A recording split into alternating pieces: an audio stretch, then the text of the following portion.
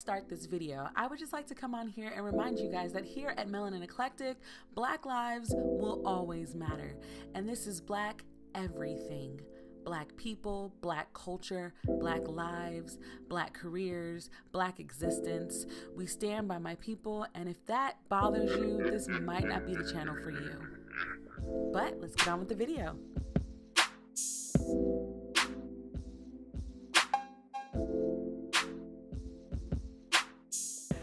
Hi guys, I'd like to welcome you guys all back to my channel, and today I'm here to talk about the reading slump that I'm currently in. So August was rough. I feel like this is how I could start every little recap monthly video at this point because wow,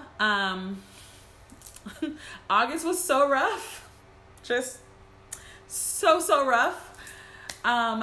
I thought I started off pretty well. You guys know that I was attempting to finish some arcs and that I was trying to like catch up, and because I feel a constant weight of feeling behind with this idea that I had to reach a reading goal, but I've pretty much thrown that reading goal out the window. I don't have the desire to read books right now. I have a desire to read, but I have gone into slow read mode where I only read for about 30 minutes a day. And sometimes I have the urge to like get more into it, but for the most part, no.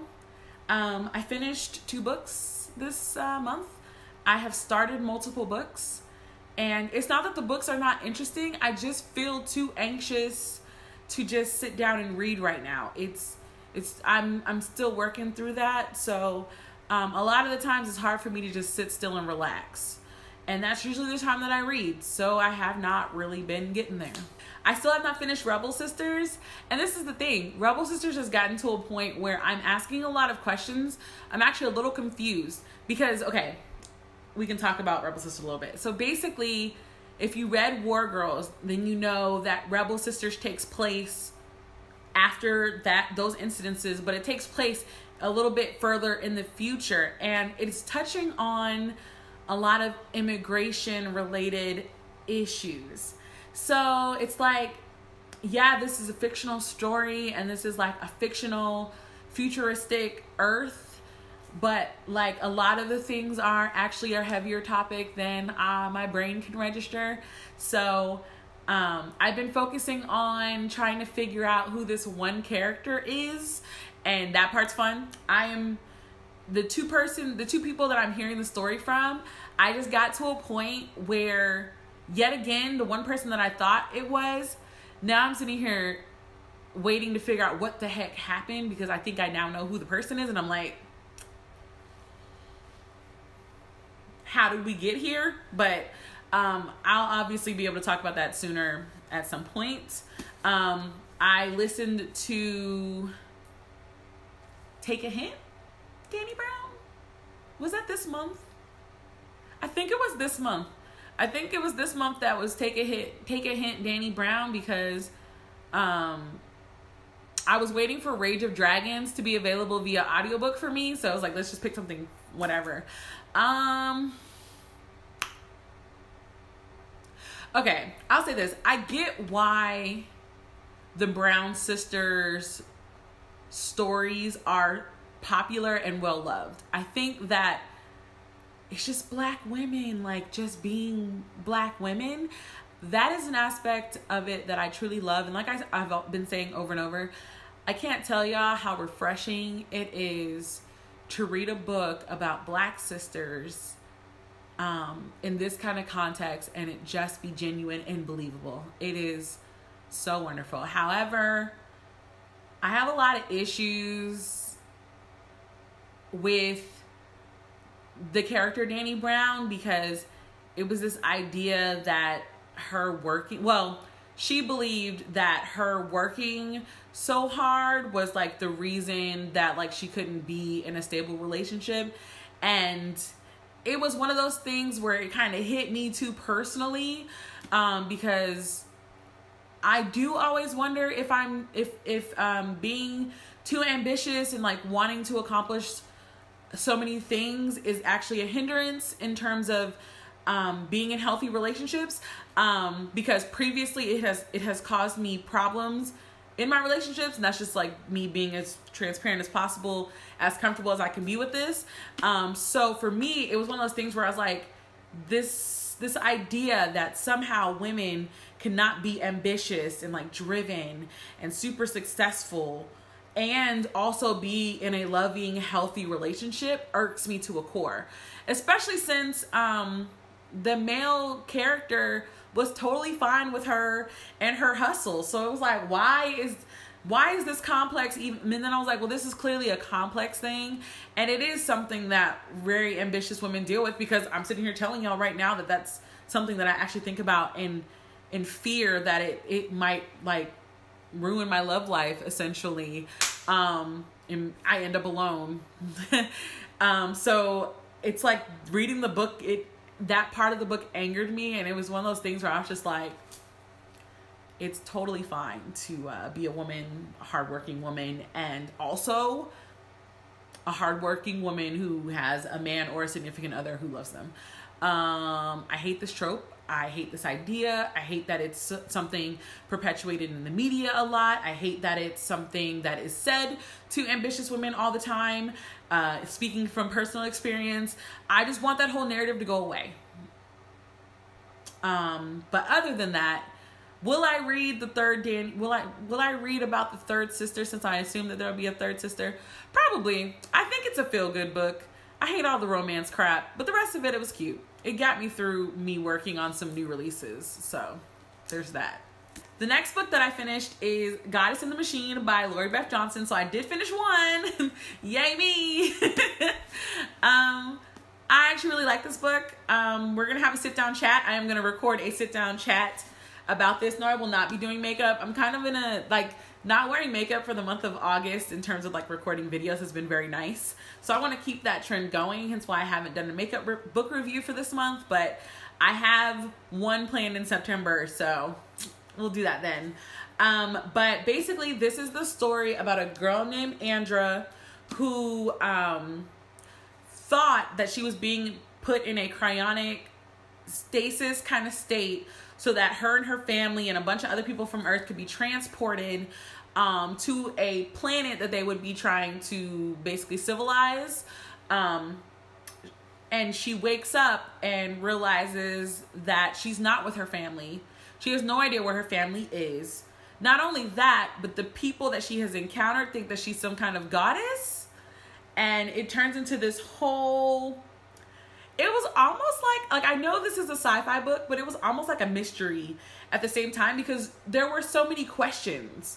Like, she had questions, which mirrored my questions, but then I had more questions.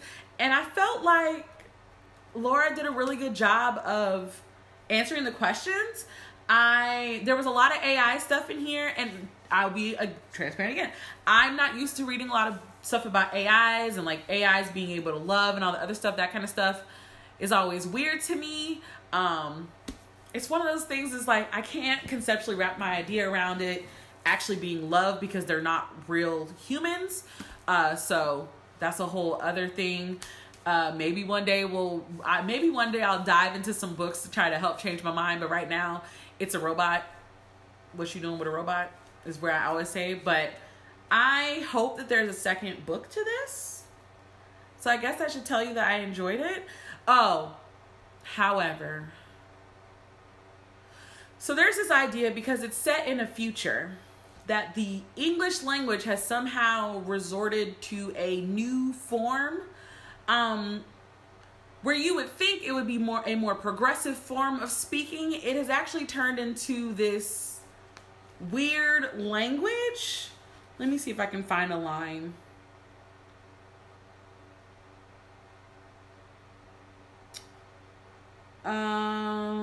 Like, instead of saying finally, they say finalish.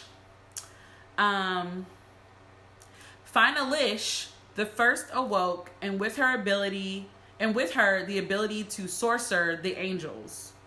She created the God's dome and schooled us, SKOOLED, us magic. When the second woke, she was fiery and fickle and brought disaster. The people waited for the third, but she vanished, never to be seen again. Evans, which I think it means evens, till now. I did not like this made up language. There were certain phrases or spellings that we would do, and we would get in trouble because we were writing in Ebonics or something of that nature, and it was frowned upon. So to see some of that language in this book, I was like, so it's progressive because she wrote it to be progressive. I don't know. It really bugs me, and I kind of buddy read this with my friend Tati, and we both kind of feel like the language was kind of boo-boo. That's just real talk. But once you realize that, like, the random language finalish, like everything with an ISH was actually an LY, it was easier to understand. But a couple of times I would be reading dialogue and not really understand what I was reading. So I'd have to try to context clue it together because the English was so just pointlessly confusing, and it would take away from the story. But we'll talk about that more. I'm literally going to record my thoughts on this right after this video. So yeah, I'm sure you're asking, well, Brittany, what are you going to do for your TBR this month? Nothing. I have no books planned. I am currently listening to The Rage of Dragons. Also, shout out to Artisanal on it. Love this freaking book cover. But I'm currently listening to Rage of Dragons by Evan Winters, or The Rage of Dragons. Listen, I don't even know where I am. Let me see. That's hilarious. I've been flying through this book. I'm in the 200s already, which is like halfway through the book. I like it, okay? We're going to talk about this book because I have some questions right now that I hope gets answered, but I understand why people like this book. I know that I saw on Twitter people were talking about, oh, like I can't read this book because they were calling people savages and all the other stuff, and I was like, this isn't even set in America, so it's not the same savage. And the other thing that I'm trying to figure out in this book is, are the characters in this book colonized? Like, because I know that this is set in like in an African type world. I do know that. But who are the savages? And if they are like truly savages, like, is this their land that the people have taken over, or are they protecting their land from the savages? That is the part that I'm not 100% sure on. And if anybody has read this book, let me know, because obviously I'm gonna read the comments and I'm still gonna finish this book, but I was trying to figure that out, and I'm not done yet, so I can't really form like a full opinion. But that's one of the questions that I was asking. I was like, are they calling them savages because these people are invading their land? Because then that would be an interesting flip, right?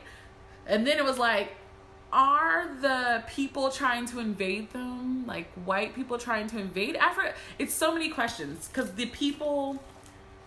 way that there was a fight scene in one part of the book where he was fighting a guy, and he tried to say that he must have been like half of the Hinasi, I think is the name of the people, and started describing them, and I was like, wow, that's kind of ruthless. And then I thought about it, and I'm like, those are the people that are invading, or that keep invading their land. But then it's like in the prologue of the book, they were still fighting these people, and I was like, but it sounded like they had just come over. So somebody, please let me know, because I got questions, and I can't wait for the second book already. And like I said, I'm not even done with this.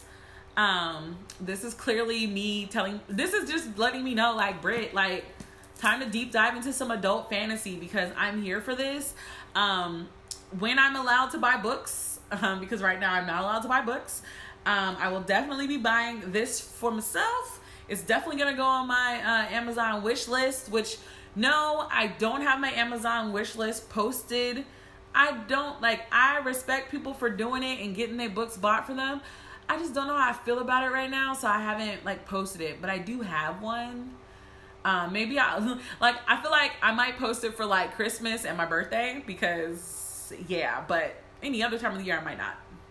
But yeah, listening to Rage of the Dragons. Still reading Rebel Sisters on my Kindle. And then the book that I was reading was The Black Kids by Christina Hammonds Reed. August was rough. So I was reading a book about what happens to a black girl with the whole incident around Rodney King, where she has some of the most insensitive trash white friends ever. And needless to say, I couldn't finish the book. It's not that I DNF'd. I'm not DNFing. It's just black people need a break in 2020, and reading a book where the girl is trying to explain how she feels in today's America, and considering that that technically happened in the past, and that is exactly how I feel in 2020, I can't finish that book right now. I just can't. So I will probably be picking up Grown. Like after I finish recording videos, I'm going to go take a break and set a timer for 30 minutes a day like I always do, and that'll be the book that I read. I am enjoying the audiobook of Rage of Dragons, so I don't feel like I need to switch to reading it, but I do like marking my place in the book to like tell me where I'm at. So also, if you notice, I've not been upgrading my I have not been updating my Goodreads, but I will do that today since it's almost the end of the month. I was just adding the books that I was reading, and like I never changed it. I just didn't care. I've really just been out of it, guys. So with that being said, I'm not setting a TBR for myself this month. I will be trying to participate in some readathons starting in October, but I'm just kind of giving myself a break. I want to provide content for you guys, but I also don't want to be put in a predicament where I'm just reading for content instead of reading for enjoyment, because at the end of the day, the whole reason that I added books to my YouTube life was to share my love of it and not my obligation to it. So yeah, what are you guys reading for the month of September? What books are you looking forward to coming out? Let me know down below in the comments section, and until the next time, guys, bye.